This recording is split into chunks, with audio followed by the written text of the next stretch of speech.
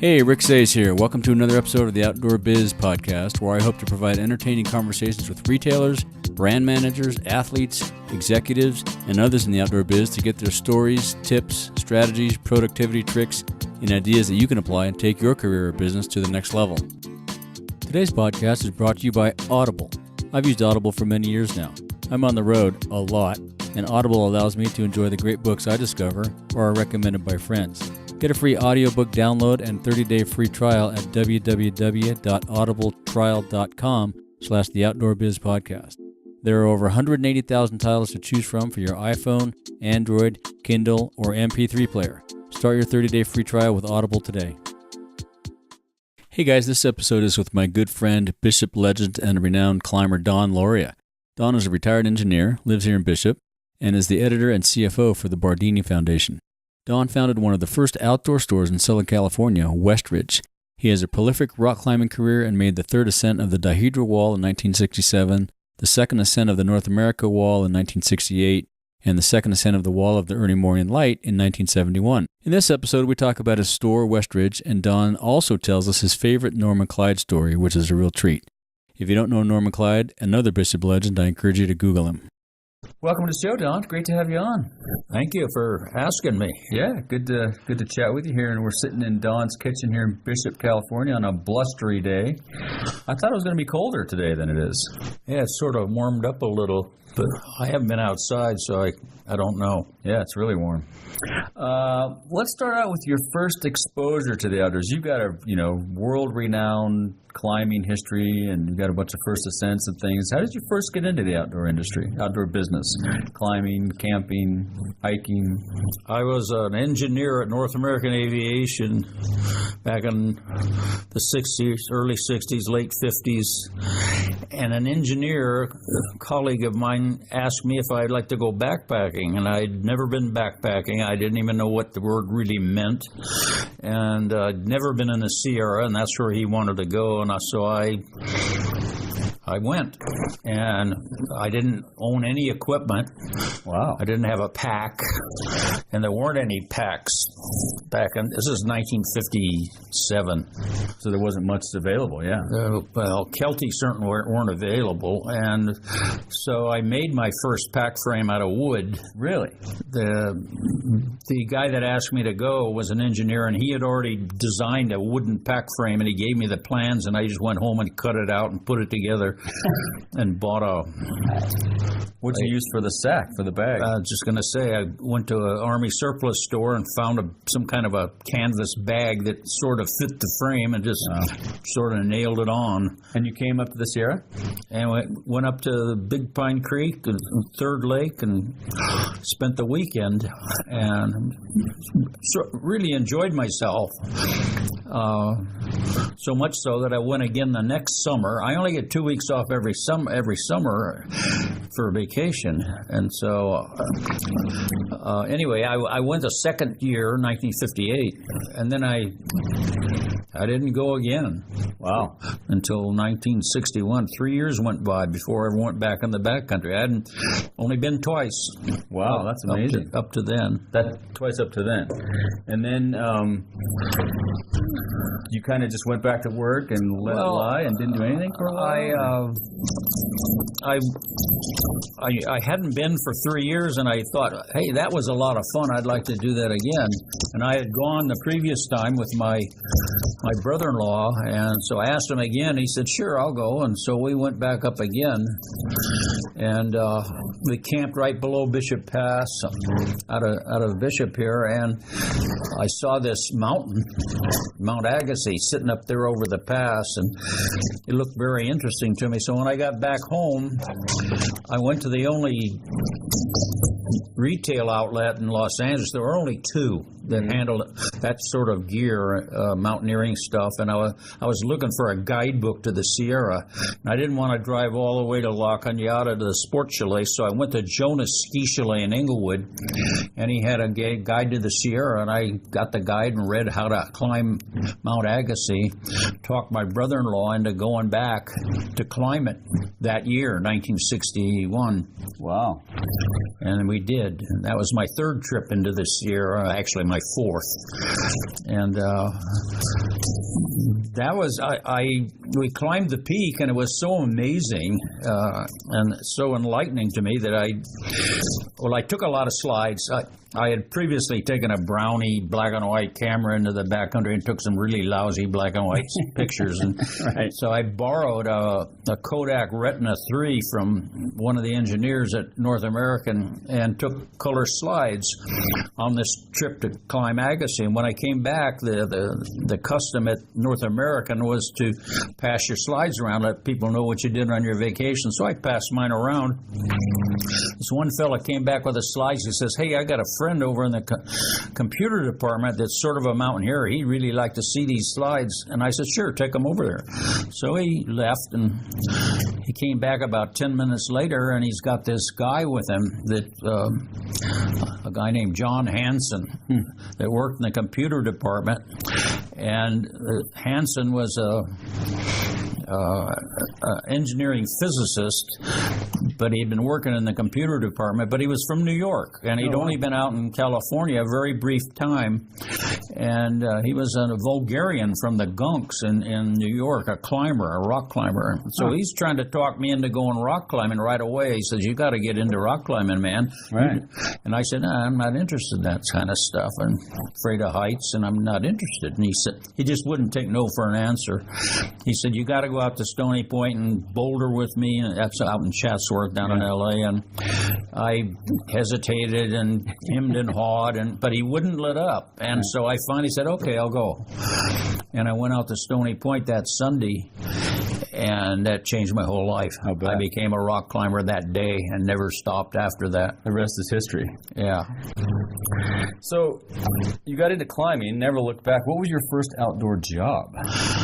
Well, because I got interested in rock climbing, I met a couple of more engineers at North American that were into peak bagging in the Sierra. They were members of the Sierra Club and such, and one of them was a pretty good rock climber. But we started talking about the fact that there were only 2 stores in Los Angeles where you could get the kind of equipment we wanted, and those stores really didn't even carry what we wanted. They didn't carry Chenard hardware, for one thing, which is what we wanted. And so we decided to open our own store. And we did a little research, plotted the location of all the Sierra Club leaders in town, and found out they were highly concentrated in the West Los Angeles area. So we decided to open a store in West Los Angeles. We opened a little 600 square foot retail outlet next to a bar called the Arsenal on Pico Boulevard. That was handy. Yeah, it became more handy than you can imagine. All we had to do was knock on the wall, and the owner would come over and take our orders. They also served good food, but we drank a lot of beer. Anyway, we had this little store. That was my first job in the outdoor business. So you were a shop owner. That was your first job. Yeah. Interesting. So what year was it that you started Westridge? I believe 1964. Okay. We didn't know how to do it. Did anybody have any retail experience or any? None at all. You were climbers. So yeah, well, they were not even climbers; they were engineers. Okay. And but I had been introduced to Yvon Chenard. I knew Yvon pretty well by then, and I asked him about it. And he says, "Hey, you got to go talk to Doug Tompkins up in San Francisco. Right. He just opened a little store called North Face up there next to Carol Doda's joint." He says, "You got to go up and see him." So I flew up to San Francisco, and I went into Doug's store, and we talked and talked and talked, and then he took us out to dinner, and he basically told us how much money we needed to get started, and then he suggested a couple of places for equipment. He says, "You got to go out and talk to these 2 guys out in Point Richmond named George Marks and Bob Swanson. They're just starting a company called Sierra Designs, and they make really good stuff. They've just been in business for not even quite a full year yet. Wow. So the next weekend, I went up and went to George Marks's house and talked to him about going into business with him. And we set up an agreement, and we became a Sierra Designs dealer in Los Angeles. Interesting. So you sold Sierra Designs. Was that your first brand? We sold Sierra Designs. Chenard Equipment. Chenard Equipment. And Chenard Equipment, and we got Kelty's packs. We always got the best of what we thought was available, and that's all we would sell. And we, our first year in business, I think we did 90,000 gross or something like that, which, considering the fact that we didn't open the store until 5 o'clock in the evening because we worked full time as engineers. Right. We finally got to the point where we hired climbers that I knew, young kids that I knew from Stony Point, to run the store in the mornings, and so then we got to open it all day long. So were you open 7 days a week? No. We were open 7 days a week. Wow, interesting. So you had that much business. Well, 90,000 isn't that much business, but the following year we did 150,000. Yeah. And so we expanded. We broke through the wall into the little shop next door, and we had 900 square feet. And we did that for a year. And then we were contacted by a guy that owned a ski shop down in Torrance that didn't know anything about backpacking, but wanted to get. He carried ski and tennis, and I think that was it. They just ski and tennis. But he wanted to get into backpacking and mountaineering and didn't know anything about it. And he said, maybe we can work out some kind of a deal and get together. And so within that year, we went into partnership with this guy, and he found another location within a block of where we were on the corner of Olympic and Bundy in West LA, a very business intersection. Yeah. A 25,000 square foot building. Wow. For an outrageously low rent.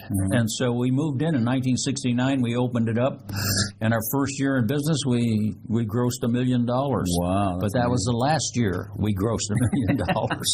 What happened? Did the business it was a ski year, and we bought heavily and bought a lot of stuff that didn't make it, like foam boots and things like that. And so we were stuck with a lot of excess merchandise at the end of that year and never got out of debt. Wow. And how many years were you in business at Westridge? I ran Westridge for 16 years, from 1969 until 1980. Wow. So 1980, that's amazing. Yeah, that's when I moved up here to Bishop in 1981. Okay. And so you guys probably over the years carried all. I mean, being one of the only outdoor, activity backpacking focused shops, that must have been a good place to be back then. Yeah, we didn't have much trouble after we got into the big building of taking on any brand we wanted, and we carried just about everything. And all these brands were new back then. In fact, we're quite instrumental in getting these two kids that lived out in Chatsworth area into business, and now they're both millionaires. And who are those kids? The Thompson brothers. Yep, the Thompson brothers. They came in with a couple of packs they made and asked me if I thought they could sell them in our store, and I said, oh, sure, they're pretty well. I looked at them, and they were pretty well made. They were afraid I just wouldn't say no, so I took them on, and little did I know that they'd end up, being bigger in business than I ever was, and they're still in it. They're still doing. I mean, I think. Jim is retired. Greg is still. He lives up in Mammoth most of the time. I see him quite often. Yeah, Jim was on the podcast back on episode 17. He was telling us about that story, how they went to you, and because they had the packs already made, and some order got canceled, I believe, and you were the one that ended up buying them and bailing them out of that problem. I think if I got that story right. And you also were pretty instrumental in helping some brands dial in their product, right? Didn't you advise some folks like? Actually, there were two things that I usually remember and talk about when people ask me that question. One I remember. The other one I can't remember what it is. But the one that I remember quite well is the Sierra Designs rep. Initially, it was Swanson. Bob Swanson was the guy who flew down from San Francisco, and we go out drinking and dancing, and those guys went on to form Walrus Tents, correct? Right. Yeah. Anyway, Sierra Designs was having problems, but this was after Swanson and Marks were no longer involved in the business. And they had a 60-40 Parker, which had been very, very popular, and we sold hundreds of them. And then their sales started to just sag off because everybody else started making 60-40 Parkas. They came in and said, well, what can we do about that? You have any ideas? And I said, yeah. I said, why don't you make a tag that you can sew into the garment that says the original 60-40 Parker? Great advice, yeah. And they took that even a step further. They made a tag that was about 4 by 3 that they sewed into the inside of the jacket that had the history of making the 60-40 Parka. And their sales went right back up to where they were number one in the country again right after that. Great idea, yeah. So that was one idea I had that I helped somebody out with. And I think there was a couple of other things that I can't remember, but I do know that we got into running because one of my partners is a heavy-duty runner, and he finally got me into running, too. We were running marathons. And so we started buying running shoes, and this is before the swoosh existed. Before Nike. Yeah, Nike didn't exist, but there was a company up there, I can't remember what the name of it was at the time, that made the Oregon, I can't think of it now, the name of the shoe. It was a running shoe that was very different than any other running shoe, but the guy that owned that became the company that now has the swoosh as their... Anyway, that rep said, hey, you got a lot of good ideas about this stuff. He says, you should come up and take a job. We need people like you up there. And they were only in business about a year. Wow, yeah. And I always wonder what would have happened if I'd have done that, but I didn't.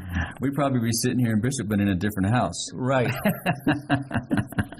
So you owned Westridge for about 16 years. When you started, you were one of the only outdoor stores. When you finished, how many other competitors did you have? Well, A16 moved in within a half a mile of our store. Okay.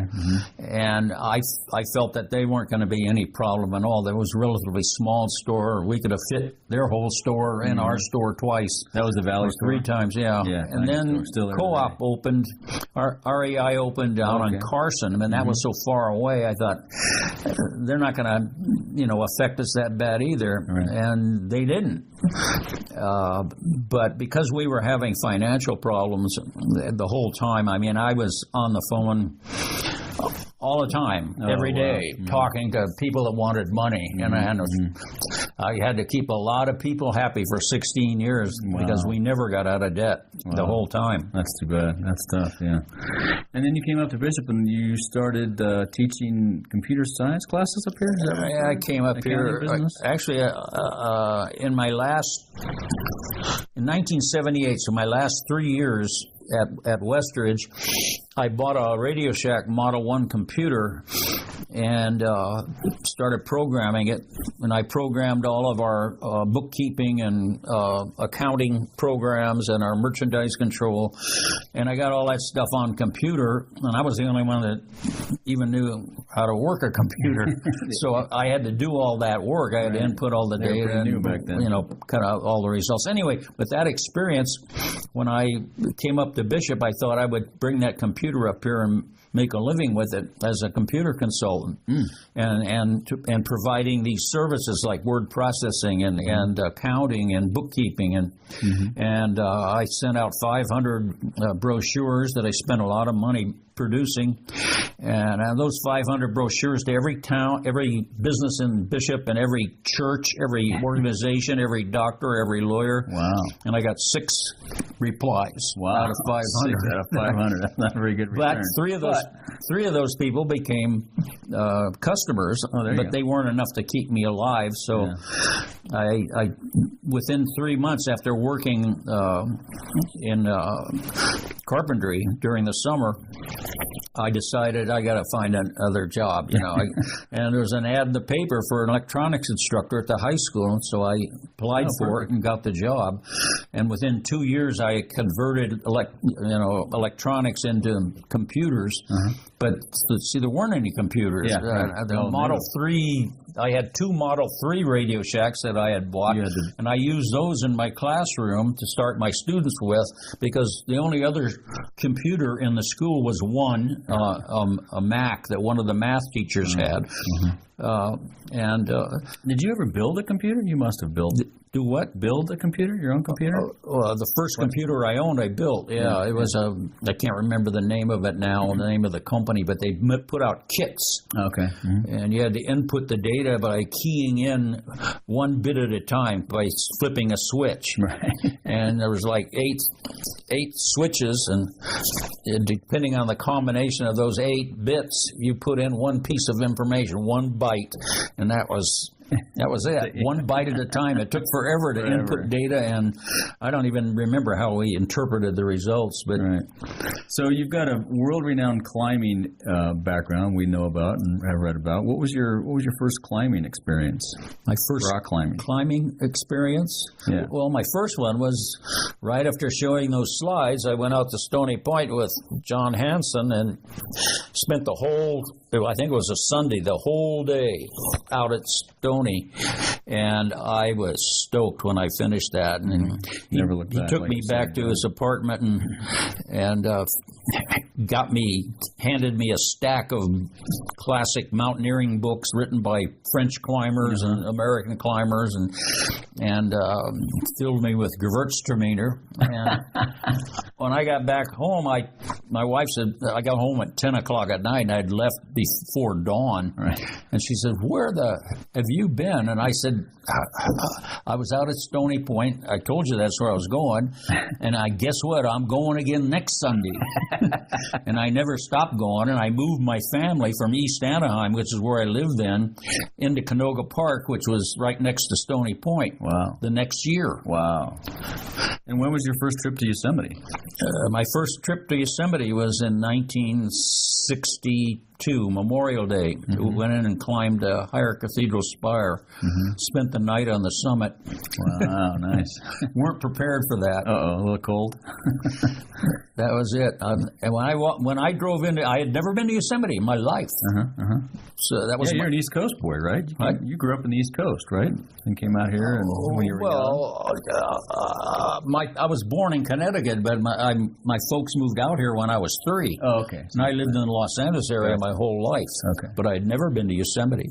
Never been in the back. Never been in the Sierra until I mentioned back in the late 50s.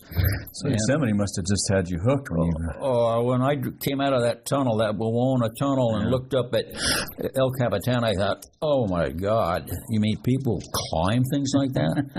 Yeah. Anyway, ended up I kept going back every summer and climbing Higher Cathedral Spire. That was all I climbed for the first 3 years I went there. Oh, wow. Then I was still working as an engineer and still running a mountaineering store and still teaching at El Camino College. I had 3 jobs. Jeez, and I decided that I don't know where I was going with that. May talk about your climbing career, maybe how you expanded that and really. That was it. Chenard had a tin shack in Burbank, close to where his parents' home was, and he had a bunch of people working for him. 3 of whom were buddies of mine. Kids that were just high school seniors when I met them, and this was only a year later, so they were just barely out of high school, but they were working for Chenard. Dennis Hennig, Ken Bowie, Russ McLean. And Leighton Core was a very famous rock climber, was there, and a very experienced rock climber. And one day, I used to drop by on my way home from working as an engineer, or when I was teaching at El Camino College, I'd drive home to Canoga Park, and I'd go through Burbank and stop in at the shop and maybe pound in a couple of rivets into a couple of angles working for Chenard. And Core one day asked me, he says, "Hey, you want to do a climb in Yosemite with me?" And I said, "Sure." Why not? I said, "What are we going to do?" And he says, "We're going to go do the third ascent of the Leaning Tower." And I thought, whoa, okay. And that was in April. I think we went up and did it, and it was like a lot of snow. It was early in the year. There's like 4 to 5, maybe even 6 feet of snow in places that we had to stomp through just to get to the base of the climb. Jeez. And we did that climb, and that was my first wall climb. And you went on to do some first ascents on some. That was enough to get me started, because within 3 months, I went back to do it again with Ken Bowie, and we were attempting to do it in one day, and we didn't make it. Ended up sitting in slings all night in the middle of my overhanging face, waiting for the sun to come out. And that was the beginning.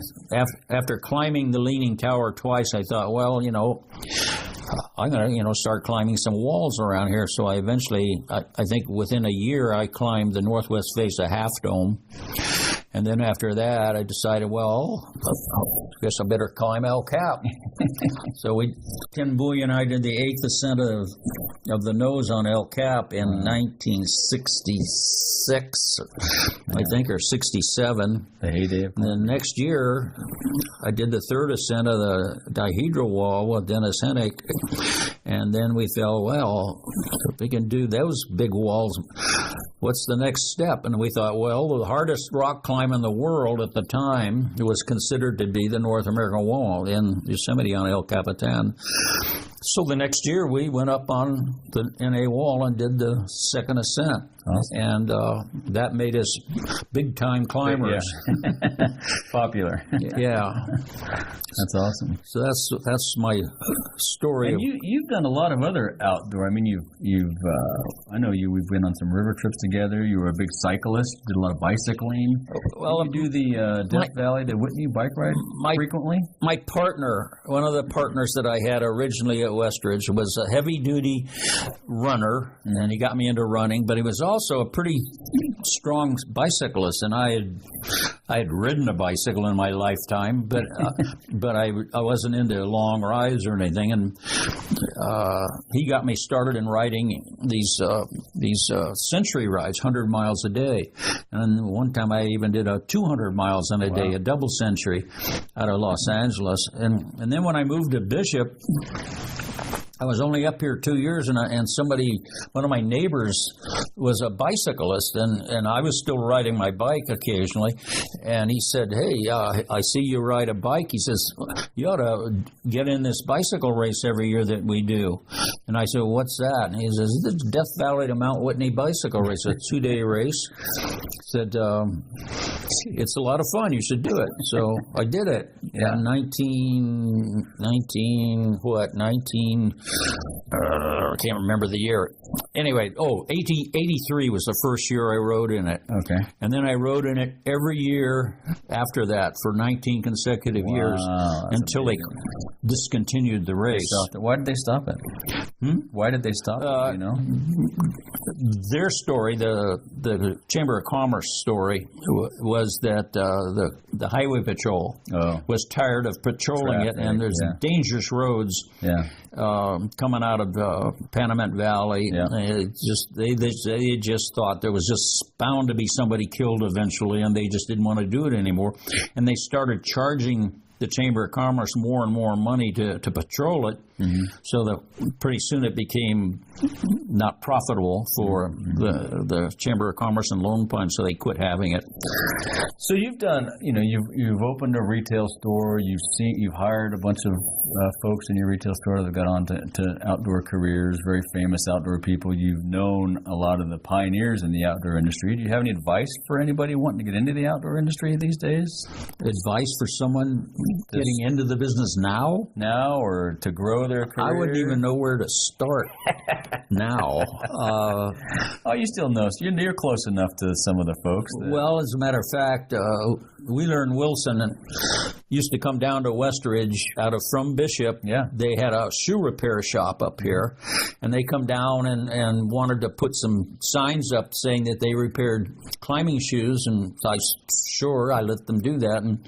And then when I moved up here, because I knew them by then, I gave them a bunch of giant black and white photos that we had at Westridge on the walls to decorate their store. And they really appreciated that. And then Wheeler got out of the business and Wilson took it over, and then Wilson decided to get out of the shoe repair business, and Tony Puppo and Dan Acey started Rubber Room, but I know now that Todd Vogel and his wife own the store. Actually, she had been a manager there forever, and she knew the business really well. I've never, other than being just one of their customers, I've never offered them any advice or done anything with them with regard to the business. How about any daily routines you have to maintain your sanity or help you stay fit these days? Well, I used to ride my bike often, because I used to try and stay in shape for that race. I try to put in 1,200 miles a year at least, preparing for that race.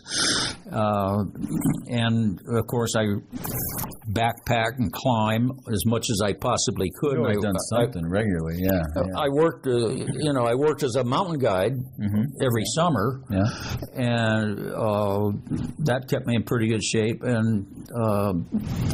And here in Bishop, just living in Bishop, I ran 6 miles every morning. Oh wow, okay. Yeah. And but as I got older, my knees started to bother me, and so I quit running eventually. But I was still riding my bicycle a lot. And then I had a heart problem, and that was only a couple of years ago. Oh yeah.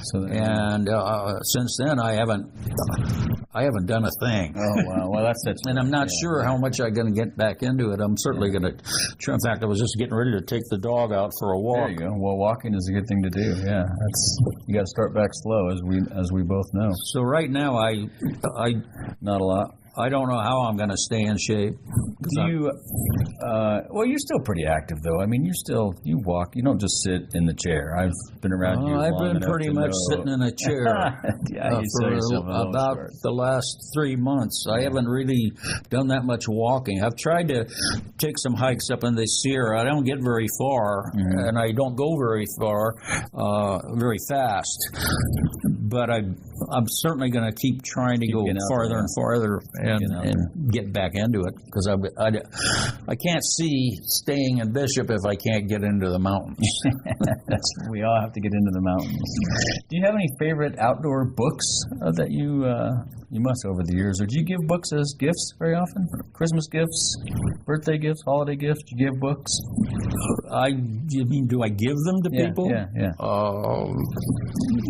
No, in fact, this year is the first year I've actually considered giving some people some books or as gifts. What are some of your favorite outdoor books?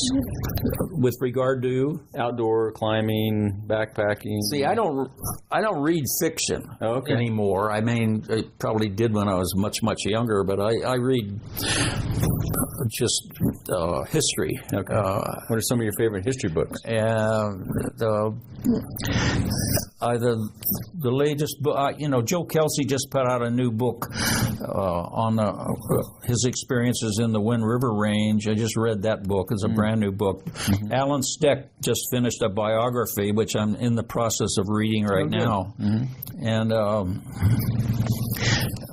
I read all three of Royal Robbins' autobiographies. Mm-hmm. Great books. Which only get you up to the N.A. Wall, and then, of course, he never finished those books. Right. What's your favorite history book? History book. Book on, do you read just natural history, military history? What kind of history books do you read?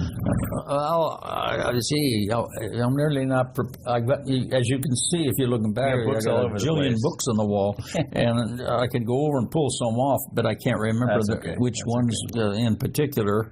How about, let's shift our focus to outdoor gear. So we've gone on river trips together. I know you still got into the mountains a bunch. What's your favorite piece of outdoor gear right around $100? Do you have a...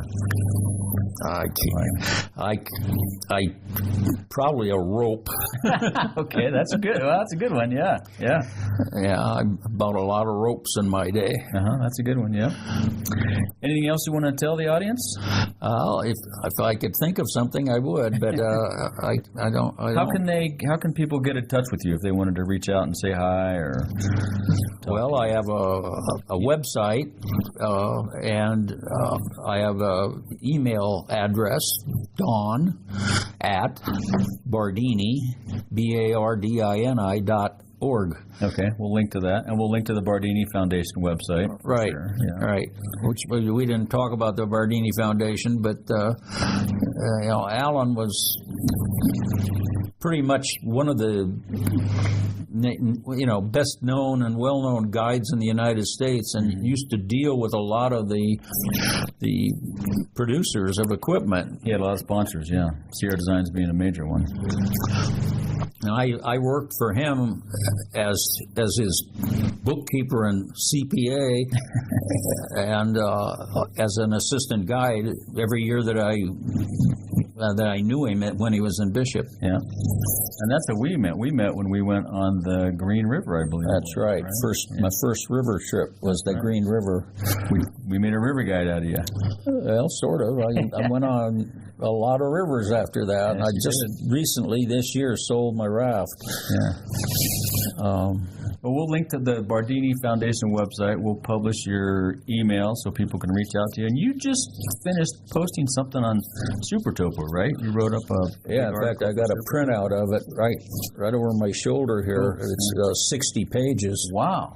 It's quite long. There's a lot of pictures in it. I posted that on Super Topo, but I've also printed it out. Mm-hmm. And someday it'll get published, I guess, because I have a lot of anecdotes that I've written about climbing, mainly climbing, and people involved in the climbing world. And someday I'm going to put those all together and that'd be great. Publish them. Yeah, that'd be great. So people can search Super Topo for Don Lauria and find that article, or is there a title to that article?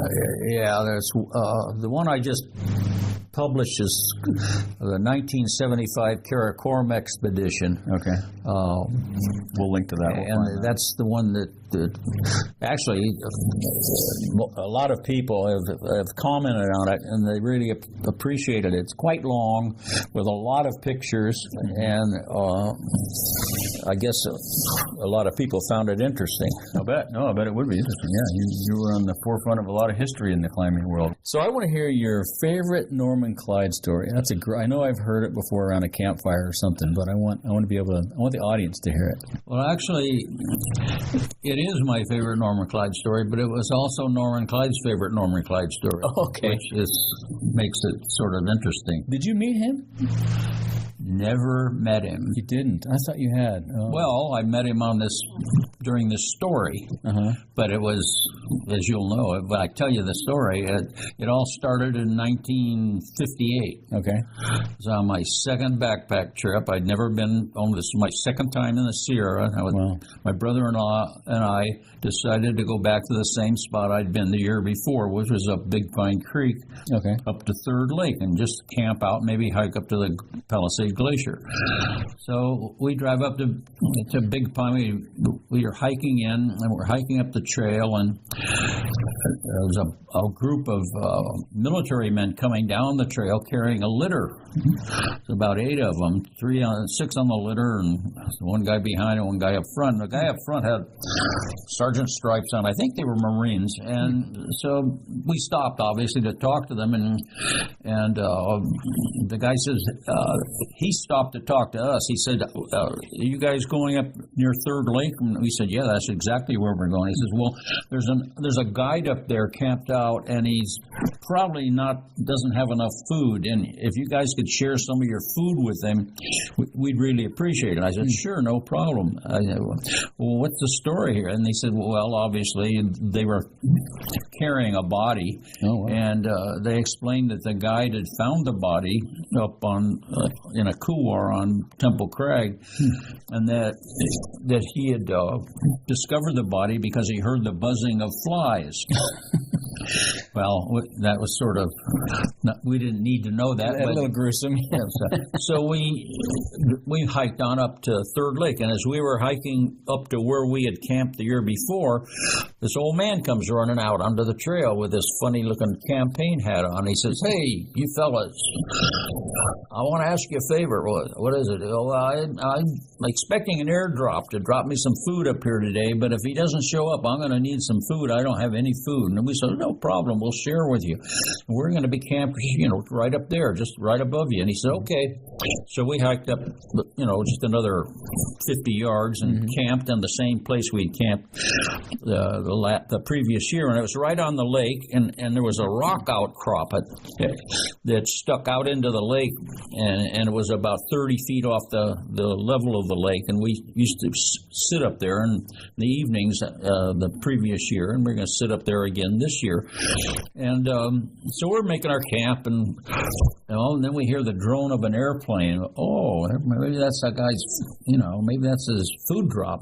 So we wait, and the plane finally shows up, and it's flying over Second Lake out in front of Temple Crag, circling. And then we're standing on this rock outcrop that juts out into Third Lake, and he spots us, and so he turns and flies straight at us. And he's down on the lake level practically, and he pulls up right over us, cuts his engine, opens the door, and yells something. I didn't understand what it is, and he starts the engine, and he flies down to the other end of the lake again. And meanwhile, I'm saying, "What did he say?" And Bob says, "I think he said, did they get the body out?" I said, "Well, how the hell can we tell him whether he got the body out or not?" So he's flying back straight at us. Again, he cuts the engine, opens the door, and throws out a piece of paper. It was 8.5 by 11, folded up in quarters, and it floats right down into Bob's hand, just like impossible to ever do it again. But we open it up, and it says, "If they got the body out, hold hands. If they didn't, wave." Okay, so he comes back at us, and we're holding hands. And so he wiggles his wings, and he understands what we said. And then he goes back down to the other end of the lake, and he comes back at us again, but this time much higher. And he doesn't cut the engine. He just opens the door, and he kicks this parachute out the door, with a little parachute with a pack hanging from it. And it's obviously the food. So it comes floating down. I don't know how he did this either, and it lands right in the top of the biggest pine tree right next to the trail where we're camped. I mean, right next to the trail. Perfect landing. So we're standing there staring up at this, shooting it right on top of this really tall pine tree, and the old man camped below us comes running up. Hey, boys, that's my food. One of you fellows want to run up that tree and get it?"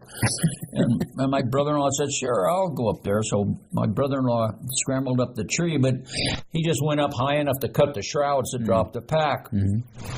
And so the old man grabbed the pack. He says, "Thank you, fellas." He says, "By the way, that's one of the best bush pilots in the Sierra. You know, that guy, that's Bob Simons." And then he just disappeared back to his campsite.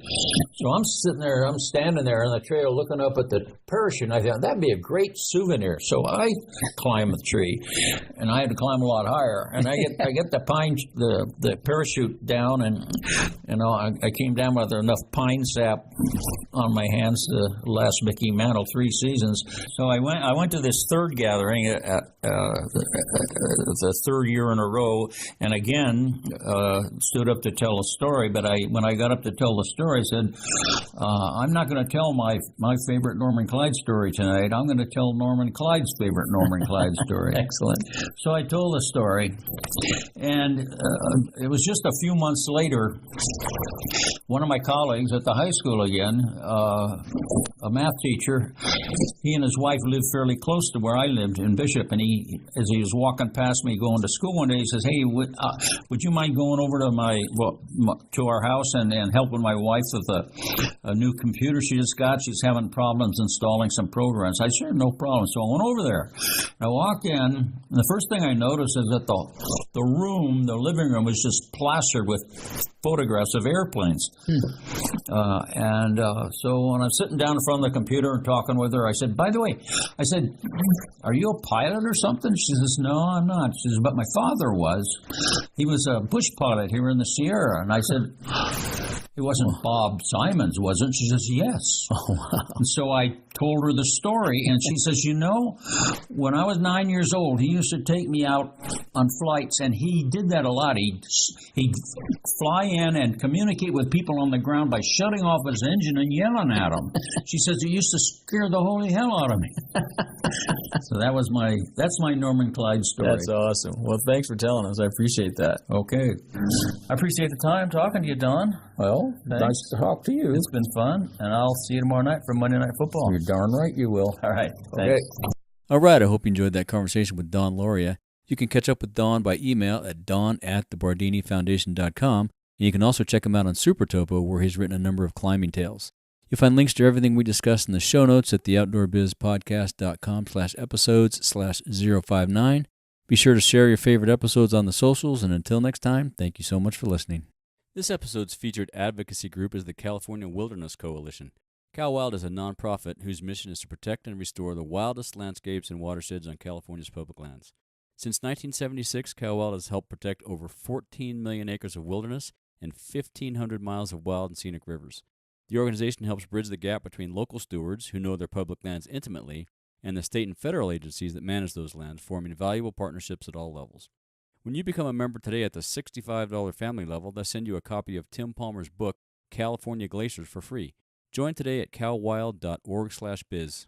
If you want more of the Outdoor Biz Podcast, you can subscribe on iTunes and Stitcher, or go to theoutdoorbizpodcast.com, where you find all the episodes, show notes, and much, much more. You can find us on Facebook and Instagram at The Outdoor Biz Podcast, Twitter at Rick_Saez, that's S-A-E-Z, and my email is rick@theoutdoorbizpodcast.com. Thanks for listening and all the support, and a huge shout out to all my guests, and until next time, be sure to make time to get outside.